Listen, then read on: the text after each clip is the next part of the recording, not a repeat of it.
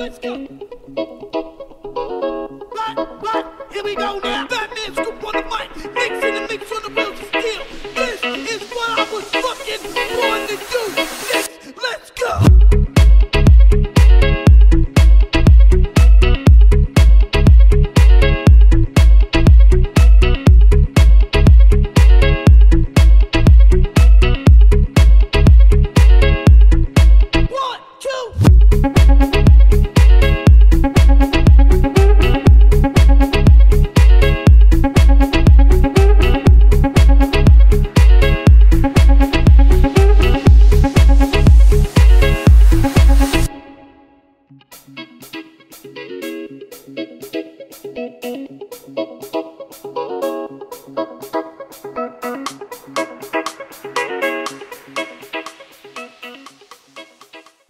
Et salut, c'est Fred, Indécent Podcast. On est aux Imaginales 2023 et on est en compagnie de monsieur Laurent Genefort. Bonjour.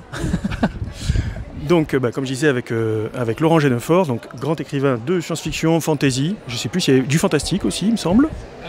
Non, SF et fantasy, essentiellement. Parce que fantasy, c'était le cycle d'Alaët, entre autres. Horde aussi.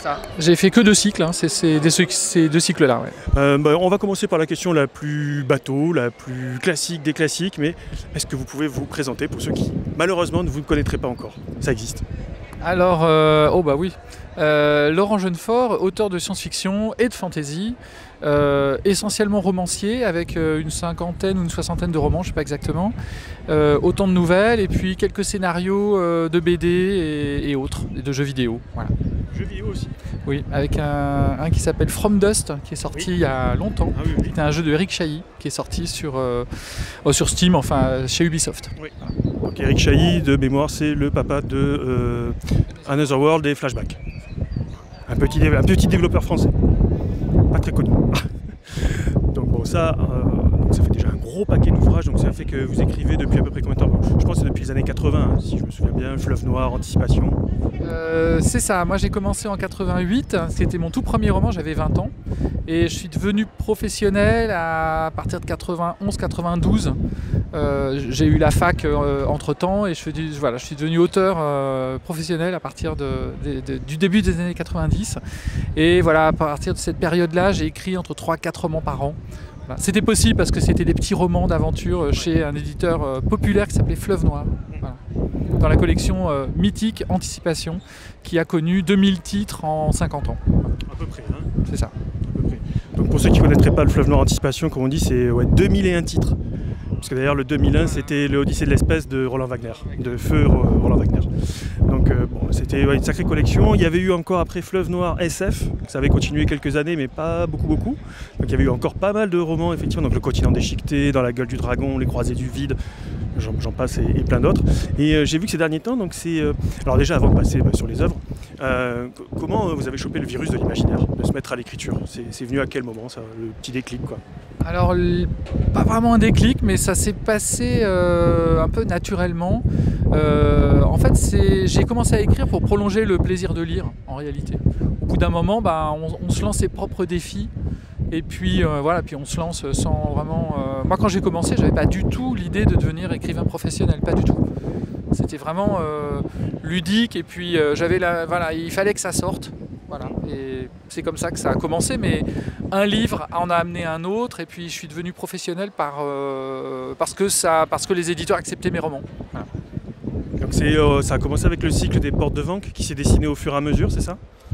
Alors le cycle des Portes de Vanques, alors mon tout premier roman fait partie de ce cycle, et tous mes romans de space opéra, c'est-à-dire une bonne quarantaine, appartiennent au cycle des Vanques, donc qui est un univers bâti sur en gros un réseau de trous de verre abandonnés par une race extraterrestre qu'on a appelée les Vanques, mais dont personne ne sait ni à quoi elle ressemble, ni ce que c'était, et encore moins comment elle s'appelait d'ailleurs. Mais l'humanité a mis la main dessus, a colonisé une vingtaine de milliers de mondes, et sur plusieurs millénaires, et moi je prends le début de cette chronologie qui n'en est pas vraiment une, alors que l'homme a déjà colonisé des milliers de mondes. Voilà. C'est ni un empire ni une fédération, c'est un réseau, une expansion à travers un réseau de portes abandonnées, voilà, de passages abandonnés comme ça. pour ceux qui ont vu du Stargate, etc., ou ce serait plutôt l'Asie Expanse, hein, cette espèce de gros anneau qui vous amène ailleurs. Complètement, ça ressemble beaucoup. C'est-à-dire, contrairement à Stargate, c'est pas des portes. Il n'y a pas des chevrons. D'ailleurs, c'est beaucoup plus simple pour. Et puis surtout, c'est pas des portes qui sont, c'est pas des passages qui sont sur les planètes elles-mêmes, mais c'est des passages qui sont en orbite, des fois assez loin de la planète en question. Et donc, il faut que ce soit déjà une civilisation stellaire qui mette la main sur les portes pour pouvoir continuer à s'étendre. Donc en fait, ça restreint quand même l'accès, mine de rien. Voilà. Donc bon, il y avait ces premiers romans, donc, qui, comme je disais, hein, au Fleuve Noir, qui ont commencé qui ont eu leur succès déjà en leur temps. Et ensuite, il y a eu les passages, donc il y a eu Mécanique du Talion chez La Talente, donc les passages à des plus gros volumes, des plus gros formats. C'est à un moment donné, pareil, l'envie d'écrire plus, de développer. C'était quoi à ce moment-là ? Oui, c'est vrai. Alors d'abord, il y a les contingences éditoriales. Fleuve Noir s'est éloigné de la science-fiction, donc de toute façon, je suis parti contraint et forcé. Mais de toute façon, d'abord, Fleuve Noir avait assoupli sa politique de romans à 200 pages. C'était passé à 220 pages. On pouvait faire des romans de 220 pages, de 250 pages, ce qui n'était pas possible ou c'était très exceptionnel avant. Ils ont assoupli cette règle-là. Mais quand même, moi, je suis quand même un créateur d'univers avant tout. Moi, je fabrique plutôt mes romans à partir des univers plutôt que des personnages. Mes personnages émergent de l'univers, alors que chez certains romanciers, les univers vont s'agréger autour des personnages. C'est un peu l'inverse. Et du coup, mais voilà, donc ça un peu naturellement, ça m'oblige à prendre un petit peu de place. Et c'est vrai que le Fleuve Noir, j'étais un peu étriqué sur la fin quand même. Et de passer chez d'autres éditeurs, voilà, que ce soit La Talente ou J'ai lu, ça m'a permis de prendre un peu mes aises à l'intérieur du format. De pouvoir étendre l'univers qui se crée au fur et à mesure. Ouais. Et c'est vrai que j'ai vu dans les premiers Fleuves Noirs, hein, que moi j'ai lu il y a déjà quelques années, on va dire, poliment.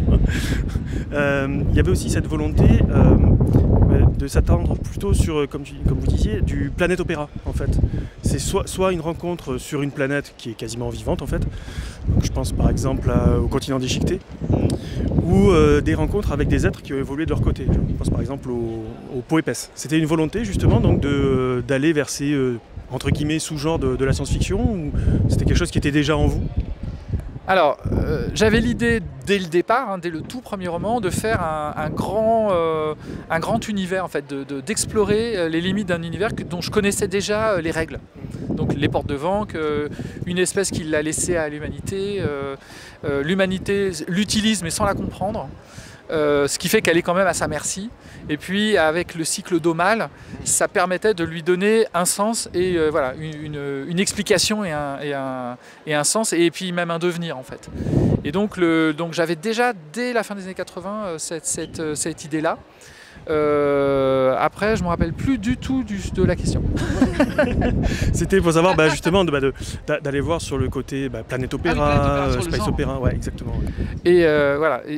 Donc oui, j'avais déjà dans l'idée de faire du space opéra, du planète opéra, mais qui est un sous-genre finalement. Mais ce que je voulais faire surtout, c'est à l'intérieur d'un même cycle, c'est-à-dire le cycle des portes de Vank, on va dire, même si ça peut porter d'autres noms, mais à l'intérieur de ce système que j'avais imaginé, d'embrasser plein de genres en fait. Et plein de manières d'appréhender le genre space opéra. Donc de faire du planète opéra, de faire du livre univers avec Omal, mais aussi de faire des petits romans d'aventure, des petites séries B avec les Peaux épaisses, ou presque du western en fait. Oui. Mais aussi des trucs plus psychologiques avec par exemple L'homme qui n'existait plus, où il y a un seul personnage, aucune action. Une personne perdue à l'intérieur d'une station spatiale et il se passe quasiment rien, etc. Donc de faire vraiment une sorte que si on mettait bout à bout tous ces romans-là, on avait une sorte un peu de roman total. C'était ça l'idée. Okay.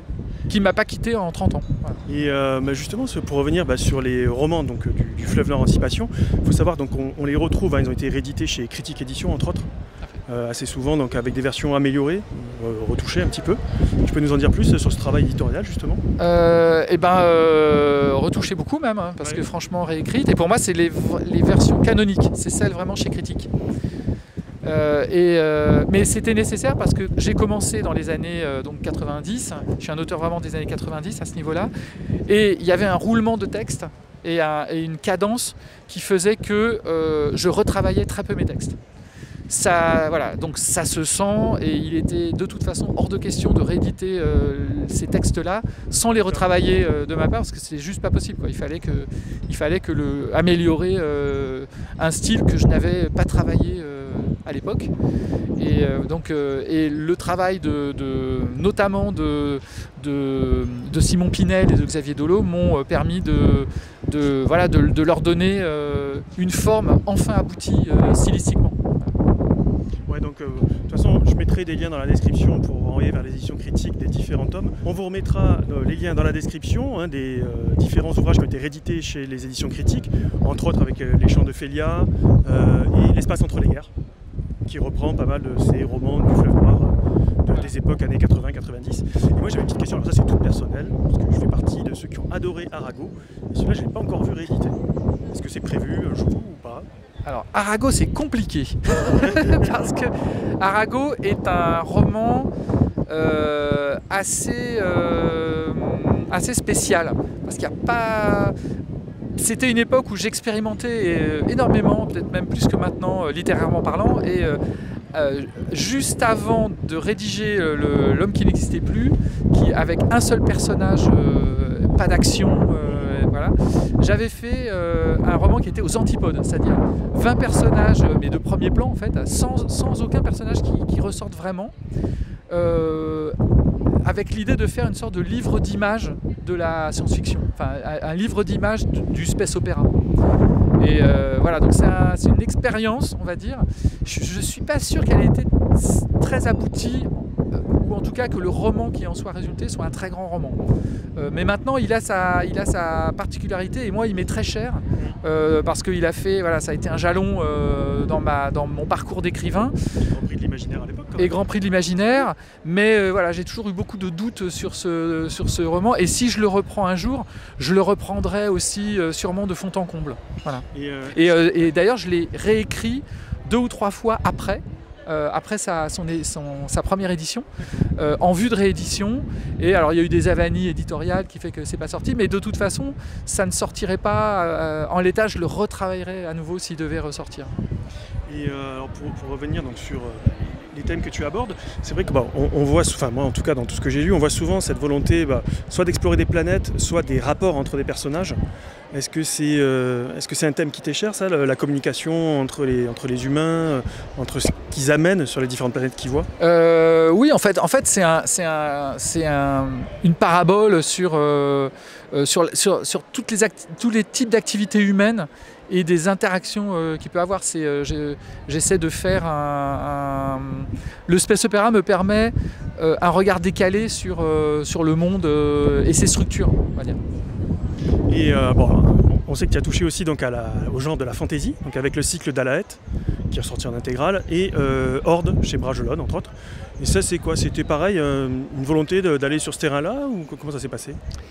Alors, en fait, c'est témoigner de mon amour du genre. C'est tout bête, mais moi, quand j'ai fait Alaët, c'est juste que j'avais envie de faire un personnage qui soit à la croisée de Kugel l'Astucieux de Jack Vance, du souricier gris du cycle des épées de Leiber, oui. Voilà, et puis du voleur de Bagdad, voilà, des contes des Mille et une nuits. Donc c'était une manière de rendre hommage et puis de m'amuser comme ces romans m'ont amusé. En fait, et à la base même de ma science-fiction, il y a ça, hein. Il y a m'amuser comme la science-fiction m'a amusé et m'a fait réfléchir. Et voilà, j'oublie jamais le côté que la science-fiction c'est une littérature d'hypothèse, et que à la base de l'hypothèse il y a le jeu.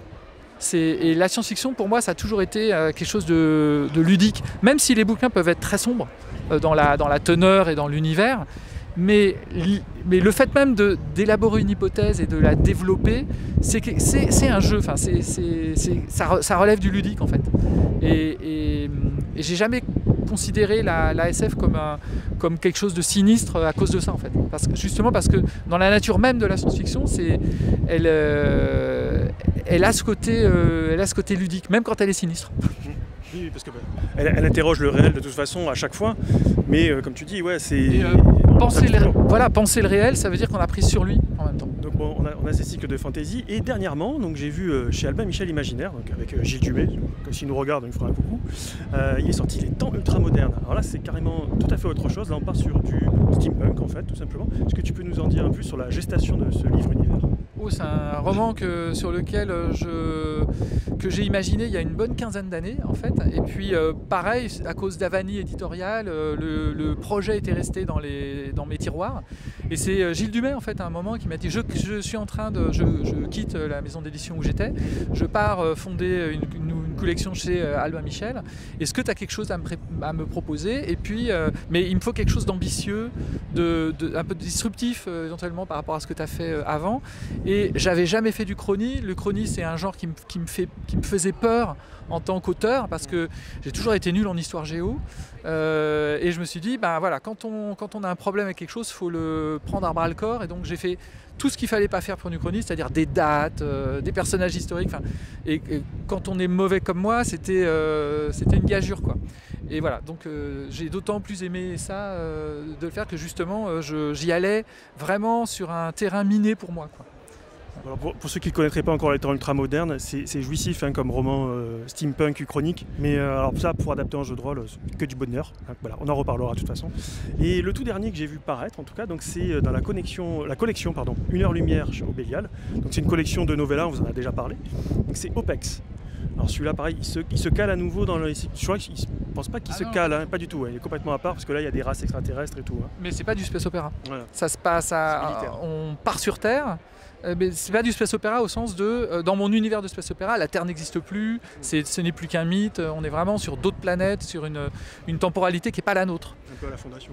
À la Fondation, enfin voilà, le space opéra très classique dans son acception, mais dans le sens où il y a une coupure merveilleuse entre qui fait justement le genre merveilleux avec notre contemporanéité. Et là c'est un roman contemporain au sens de c'est dans un proche avenir, ça part de la Terre, donc c'est vraiment de l'anticipation. Pour le coup de la spéculative fiction si on préfère les catégories. Et là oui alors le côté militaire, moi franchement c'était un prétexte. Ah, c'est amusant. Voilà, c'est un militaire qui va sur d'autres planètes pour faire la guerre et qui est payé entre guillemets par une sorte de grande communauté galactique qui ne sait plus faire la guerre et qui s'adresse aux humains parce qu'eux ils savent la faire. Alors, on est un peu des singes à l'entrée d'un temple. Et on nous jette un peu des bananes comme ça. Il y a un peu le côté David Brin, le cycle de l'élévation. Ouais. Les jeunes loups qui arrivent. Voilà, tout à fait. Mais les pouilleux. Ouais, voilà, c'est un peu ça. Mais avec l'idée que j'ai toujours eu que l'humanité n'a rien de spécial. Mais ça, j'ai toujours traité l'humanité comme une espèce tout à fait banale, ni plus intelligente, ni encore moins la race élue. Qu'on trouve dans la sci-fi avec l'humanité a toujours quelque chose un petit peu spécial, moi jamais. c'est le cas dans Omal, c'est le cas dans OPEX, c'est le cas dans mes romans de SF. On est une espèce parmi d'autres, voilà. Et donc je pousse le décentrement au maximum, même si je reste quand même à l'intérieur de mon espèce, c'est quand même plus facile pour se faire lire déjà.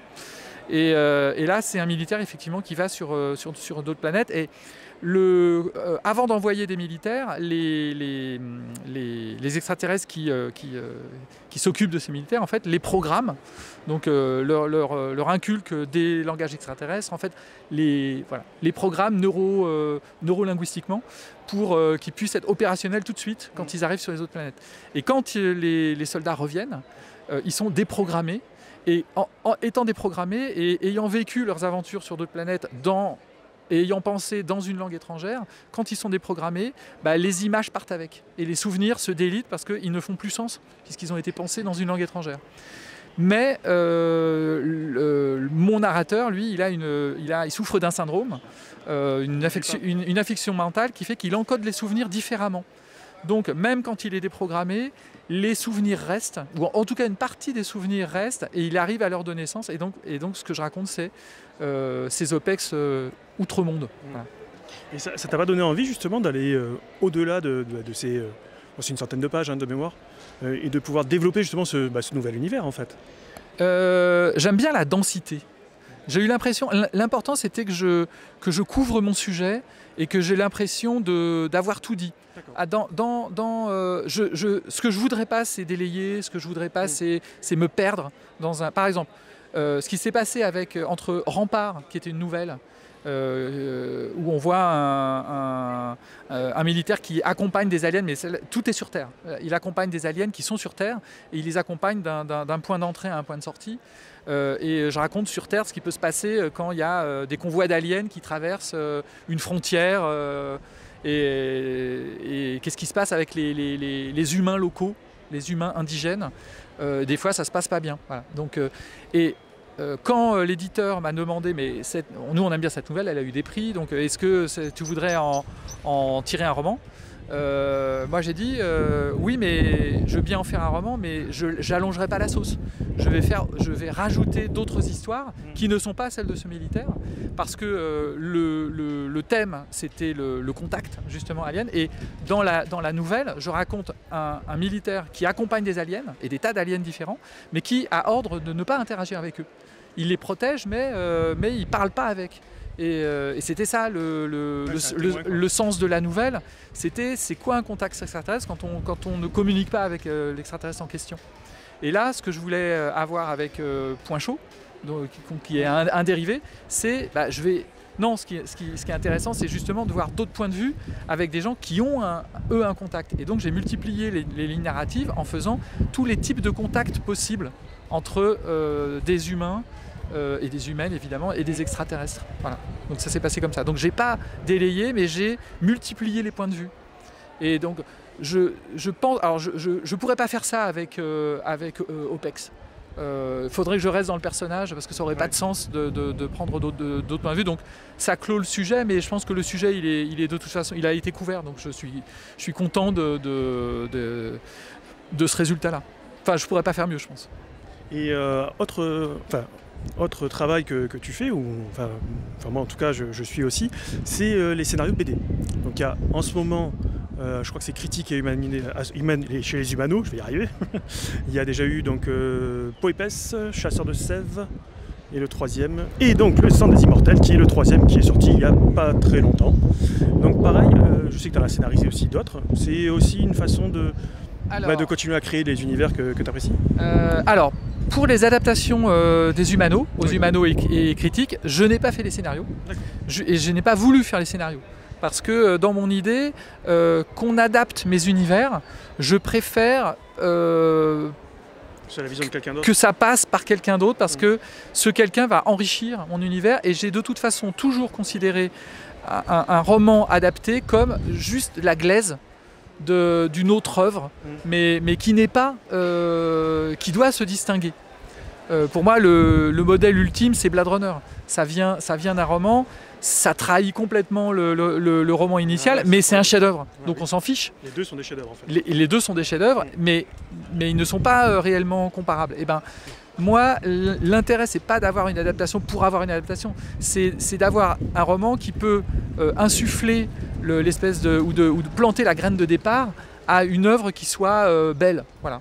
Et j'ai eu de la chance, j'ai eu vraiment beaucoup de chance dans les différentes adaptations que j'ai eues, parce que elles sont toutes intéressantes et belles à leur manière. Ouais. Ouais. Ah ouais, elles sont vraiment, enfin, j'ai retrouvé en fait tout l'esprit des deux romans. Je retrouve Les Sang des Immortels, je sais pas encore la BD, mais on retrouve bien les univers, les moments marquants aussi de l'histoire. Et c'est vrai que le côté visuel rajoute des choses qu'on s'imaginait déjà. Ça, c'est sur la BD, ça sert aussi à ça. Et je pense qu'on a fait un petit tour, surtout des thèmes. Moi, c'était surtout ça qui m'intéressait, les thèmes que tu aimes aborder. Donc ça, on en a parlé. Alors une dernière question, là ça nous concerne plus sur notre petite chaîne. C'est la partie jeu de rôle forcément. Est-ce que tu connais ce milieu-là? Pas du tout. Est-ce que tu as déjà eu des envies d'aller voir ce qui s'y passe? Alors, j'ai eu des envies d'aller voir ce qui se passe dans le milieu du jeu de rôle quand j'étais ado, et c'était vraiment l'époque de Donjons et Dragons. J'étais allé dans une MJC à l'époque pour aller voir un des premiers clubs. Je m'étais fait jeter comme un malpropre parce que j'interrompais une partie évidemment. Et non, mais je peux comprendre en plus. Mais du coup, ça m'a un peu dégoûté. Mais peut-être, c'est peut-être la frustration de ne pas faire du jeu de rôle qui m'a poussé vers le roman et d'être à la fois maître de jeu, joueur, et puis spectateur aussi du truc, et puis décorateur. et puis cosplayer sur le... Voilà, on est tout à la fois quand on est romancier. Sans les jets de dés. C'est bien aussi. Sans les jeux de dés, voilà. Bah, les jeux de dés, on les fait dans sa tête, hein, finalement, quand on crée l'histoire. Eh bien, en tout cas, merci beaucoup pour ce petit moment accordé, cette petite interview. Merci à vous. Tranquille. Merci. Et puis à bientôt pour d'autres interviews. Salut! Au revoir.